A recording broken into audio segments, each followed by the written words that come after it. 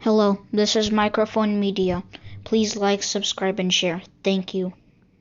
ሰላም ጤና ይስጥልኝ። እንደምን ዋላችሁ፣ እንደምን አደራችሁ። በመላው ዓለም ላይ ያላችሁ አድማጮቻችን ሰላም ለእናንተ ይሁን። ይህ ማይክሮፎን ሚዲያ ቁጥር 2 ነው። አዲሱ ቻናላችን አድማጮቻችን ከእናንተ ወደ እናንተ። በእውነት ወደ ዝርዝሩ ከመግባቴ በፊት በጣም ነው የማመሰግናችሁ የአዲስ አበባ ተመልካቾቻችን፣ አድማጮቻችን በጣም ነው የምናመሰግነው። ልሳን እየሆናችሁ ነው። ለማይክሮፎን ሚዲያ እኮ አይደለም ውለታ የምትሰጡት ያላችሁ ለአዲስ አበባ ነዋሪ ህዝብ ነው ልሳን የምትሆኑት ያላችሁ። ለአዲስ አበባ ነዋሪ ህዝብ እንዲጠነቀቅ እንዲማር የሚደረግ ያለው ደግሞ ጥፋቱን እናንተ በዶኩሜንት በማስረጃ በመረጃ አድርጋችሁ እየላካችሁልን እኛ ደግሞ ለልሳኑ ለተዘጋው ህዝብ ልሳን እየሆንን ያለ ነው። በመላው ኢትዮጵያ ያላችሁ የግድ የአዲስ አበባ መሆን የለባችሁም አድማጮቼ። ከሁሉም ከትልልቅ ከተሞችም ከትንንሽ ከተሞችም ህዝብ ላይ የሚደርስ በደል ካለ ላኩልን። የሰውዬ የማያደርገው ነገር የለም የሚል ደርሰናል። በቃ አሁን አዲስ አበባ እየተደረገ ያለው በኖርዝ ኮሪያ ይሄ በቃ እልም ያለ ኮሙኒስት አገር ያለበት እንኳን እንደዚህ አይደረግም። አብይ አህመድ የማያደርገው ይህን ስልጣን ለማቆየት ይህችን ምን ያህል ጊዜ በዚች ዓለም እንደሚኖሩም ማንም የማያውቀው የሁላችንም ጊዜያችን መቼ እንደሚያልቅ አናቅም። ግን አብይ አህመድ አሁን የሚሰራ ያለው 1 ሚሊዮን ዓመት እንደሚኖር አድርጎ ነው። ይሄ ሰውዬ የማያፈርሰው ድልድይ የለም፣ የማይበትነው ህዝብ የለም። ሁሉንም ነገር ለማጥፋት ዝግጁ ነው። 3-4 ሚሊዮን ህዝብ ወጣት ሂዶ እርግፍ ቢል መስሎ አይታየው ስልጣን ላይ እሱ እስከቆየ ድረስ። ህዝብ እንደ ህዝብ በረሃብ እያለቀ ቢያይ እሱ ስልጣኑ ላይ እስካለ ድረስ ምንም ነገር ሆኖ እንደማይሰማው ነው የሚገባን ያለው። የአዲስ አበባ ህዝብ ዳቦ አረበት እየተቃጠለ እሱ ግን የሚያደርገው ያለውን አሁን አዲስ አበባ የሚያደርገው ያለው ሴራ ልንነግራችሁ ነው። እስከ መጨረሻ ከኛ ጋር ቆይታችሁ አድምጡት። ይሄ ደግሞ ከውስጡ ሆነው ለህዝባችን ማወቅ አለበት። የፈለገ ነገር ቢሆንም ለዳቦ ስንል ነው ከዚህ ሰውዬ ጋር የምንሰራ ያለ ነው እንጂ ስራ ለቀው ከወጡ አንደኛ ይህንን ይልኩልን ያለው ኢንፎርሜሽን ማግኘት አይችልም ህዝቡ። በጣም ጠንካራ ታማኝ የሆኑ ከአብይ አህመድ ብልጽግና መስለው የብልጽግናን ጉድ የሚያወጡ ለሁሉም ሚዲያዎች ትልልቅም የሚባሉም ትንሽ የሚባሉትም አሳልፈው የሚሰጡ ያሉ ግለሰቦች ናቸው አድማጮች፣ በድብቅ የሚሰሩትን። ይሄ ደግሞ ብሔራና አይለይም። ከኦሮሞ አለ፣ ከትግራይ አለ።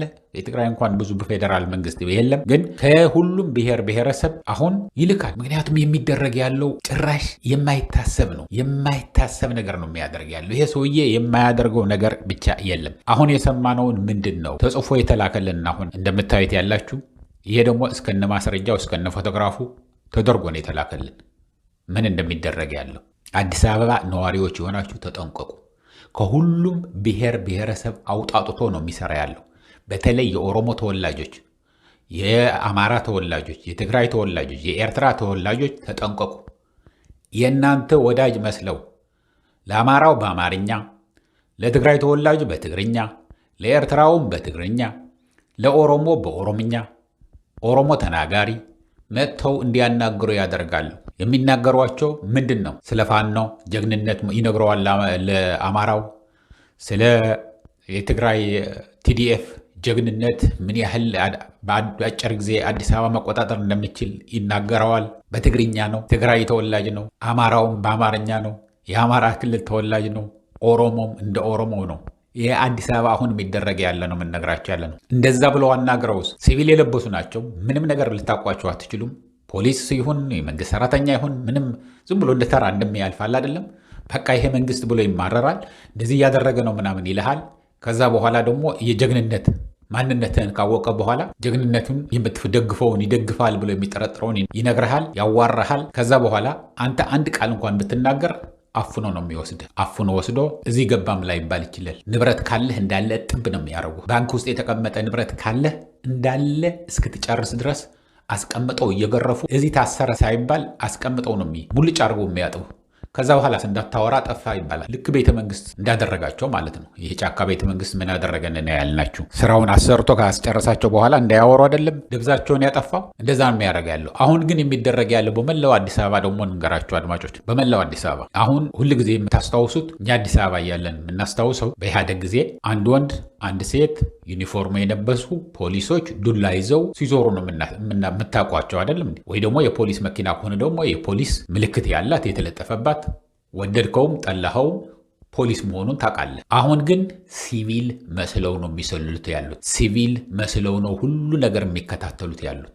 ሲቪል ለብሰው የፖሊስ ምልክት ምንም ነገር የላቸው። መኪናቸው የሲቪል ነው። የግል ታርጋ ነው ያላቸው። በእግር ከሆኑ በእግራቸው ነው የሚሄዱት። በሞተር ሳይክል የሚሄዱ ከሆነም ተራ የሞተር ሳይክል የግል ታርጋ ያለው ነው። ከዛ በኋላ ይከታተላል። ከዛ ግን በየቀበሌው በየወረዳው ደግሞ ምን አለ? ስታንድ ባይ ሆኖ የሚጠብቅ ፖሊስ አለ። ይደውላሉ በሞባይል አድርገው እዚህ አካባቢ ነው ያሉት እንደዚህ አይነት ነገር አለ ብሎ ወዲያው ይደውላል። ከዛ በኋላ አንተ አታውቀውም፣ መጥተው ፍስ አድርገው ይወስዱሃል።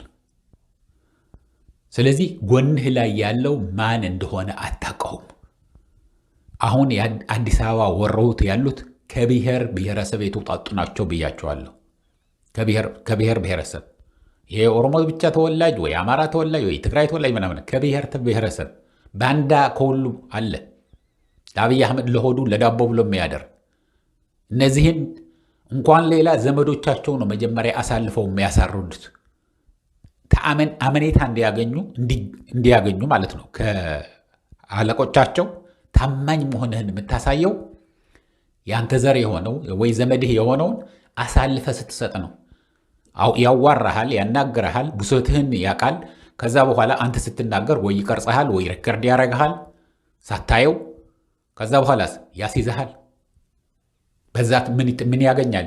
ታማኝ ይባላል። በቃ ይሄ ለብልጽግና ያደረ ጀግና ነው ምናምን ተብሎ ደሞዝህንም ማዕረግህንም ምናምንህም ይጨመርልሃል። እንደዛ ነው የሚያደርጉት ያለው።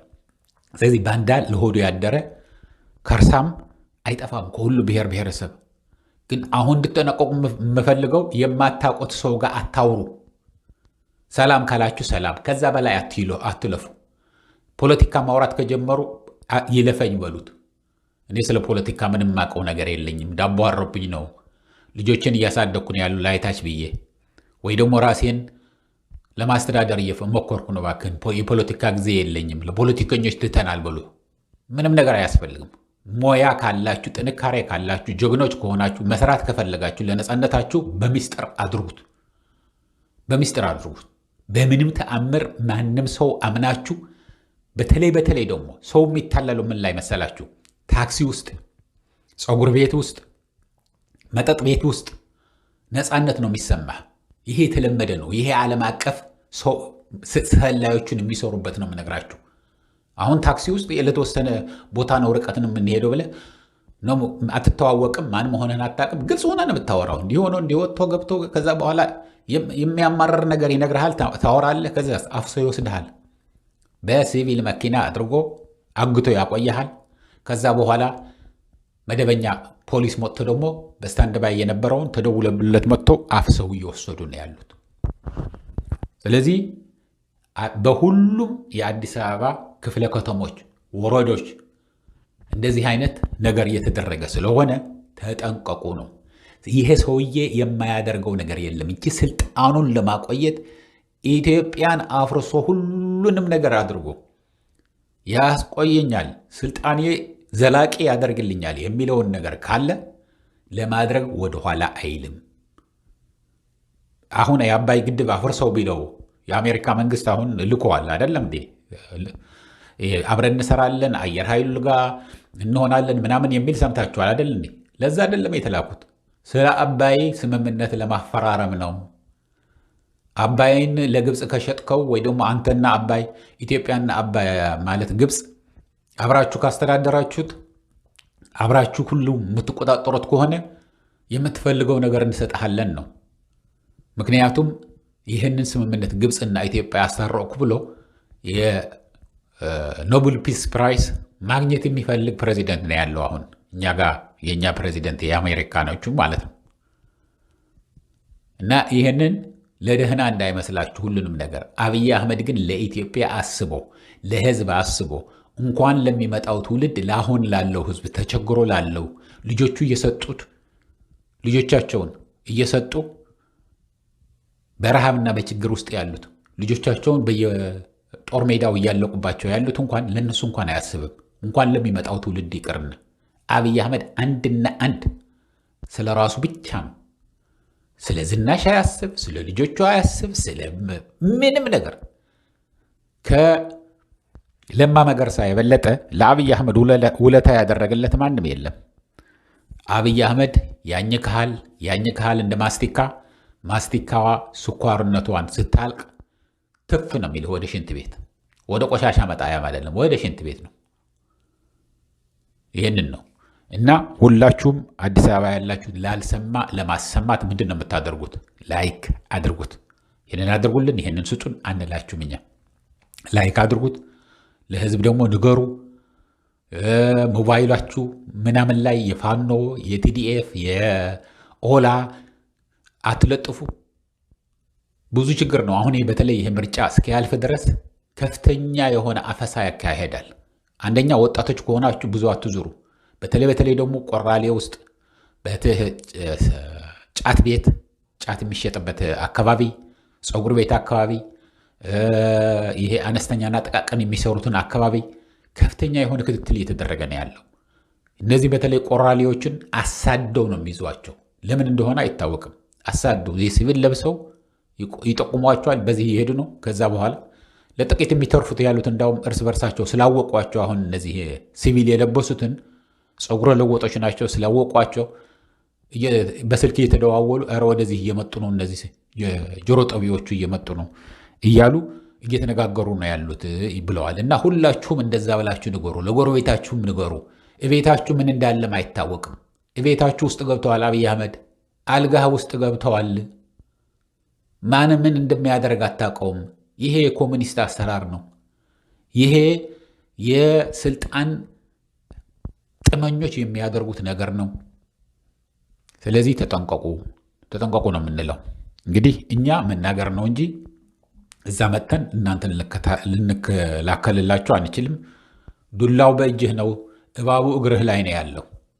ብትነሳ 13-14 ሚሊዮን የአዲስ አበባ ህዝብ አለ፣ ወይ ደግሞ እንደ ኢትዮጵያ ከወሰድን 130 ሚሊዮን 120 ሚሊዮን አለ። ይህንን ህዝብ ሆ ብሎ ቢነሳ በሰላም ነው የምንለው ያለ ነው። ሳይጋደል ሳይጣፋ አንድን ሳይወር አልገዛም ብሎ ቢነሳ በቃ አንድ ደም አይፈስም። ያለ ምንም ደም ኢትዮጵያ ተቅደም ይል ነበር ደርግ፣ በኋላ አበላሸው እንጂ። ያለ ምንም ደም ለውጥ ሊመጣ ይችላል። ያለ ምንም ደም የተወሰነ ሰው ሊያሰር ይችላል መጀመሪያዎቹ። ከዛ በኋላ ግን ሁሉን አስሮ ሊያሰር አይችልም። ይሄ እጃችሁ ላይ ነው ያለው። ይህንን እያልኩ ለአሁን እዚህ ይበቃኛል። እስከሚቀጥለው ጊዜ ድረስ ሰላም፣ ደህና ዋሉ፣ ደህና ደሩ። ቻው።